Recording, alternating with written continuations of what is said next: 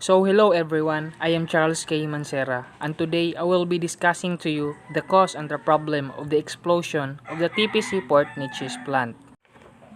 So the TPC explosion was a chemical plant explosion and long-burning fire that began on November 27, 2019 in Port Neches, Texas. A total of 6,000 gallons of flammable butadiene leaked at the Houston-based Texas Petroleum Chemical or TPC Group, forming a vapor cloud that ignited and exploded, injuring several workers and leading to the evacuation of nearly 60,000 people in the surrounding area.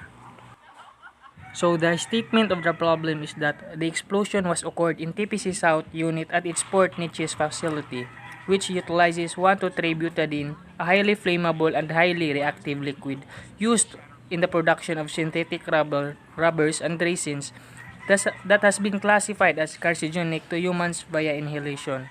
1,2,3-butadiene reacts readily in the presence of oxygen, sometimes forming a butadiene peroxide that can concentrate and eventually initiate a fire or explosion, and also sometimes forming popcorn polymers that can grow exponentially and cause equipment to rupture.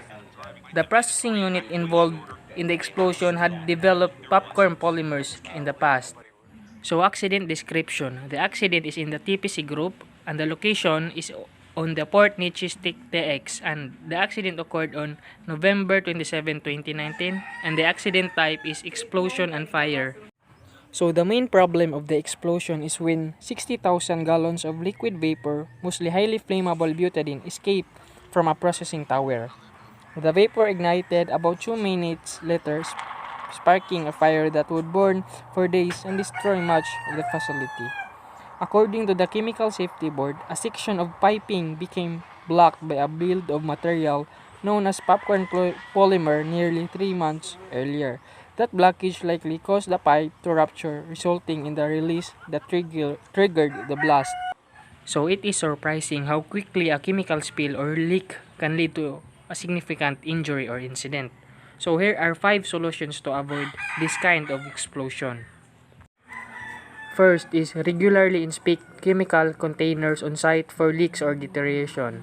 Regular inspection of chemical containers can go a long way toward preventing a hazardous spill. Second is store chemicals in covered areas. Hazardous chemicals in the workplace should always be stored in covered areas where they are not exposed to rainfall. Third is contain the spill. Limit the spread and exposure of the spill by properly containing the liquid. Fourth is choose the right pipe.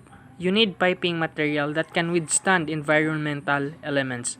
External elements that could lead to the deterioration or corrosion of your fluid handling piping include UV light, corrosive soil, perception, and other atmospheric conditions. And lastly, always be careful. To avoid chemical spills at workplaces, we should always be careful. A chemical spill is not only hazardous for humans and assets, but it affects the environment badly. So the solution that I choose to make an action plan is choosing or selecting a right pipe. There are 6 elements to consider when selecting a right pipe material. First is material being transported. The type of liquid or gas your pipe system transports plays a significant role in choosing fluid handling pipe material. Some pipe materials are better suited for non-corrosive liquids like oils or standard wastewater. Second is temperature of liquid passing through. The next thing to consider is the temperature of the liquid in your fluid handling system. If you are transporting high temperature liquids, you will need to be sure your system consists of high temperature pipe materials. Third is service life of the fluid handling system. You need reliable, durable piping, but how long do you need your fluid handling system to last? A major component of effective piping design and material selection is asking how long you expect your fluid handling. Fourth is ease of maintenance. If you won't be able to clean it very often, having a low maintenance piping material should be priority for your facility. Make sure the material you choose for your fluid handling pipes is maintainable under your current circumstances. Fifth is exposure to external elements. External elements exist indoors and outdoors. Indoors, external corrosion and other issues can arise from corrosive fumes in the air, humid conditions, and mold.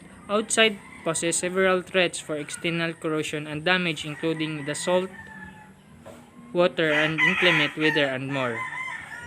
And lastly is the valve and fitting sizes. Certain piping materials will only have a few valve and fitting sizes to choose from, so you may need to eliminate some options based on this factor. The types of valve and fittings you choose will depend upon the types of connections you will need to make from pipe to pipe, as well as to connect the pipes to other features of the handling system.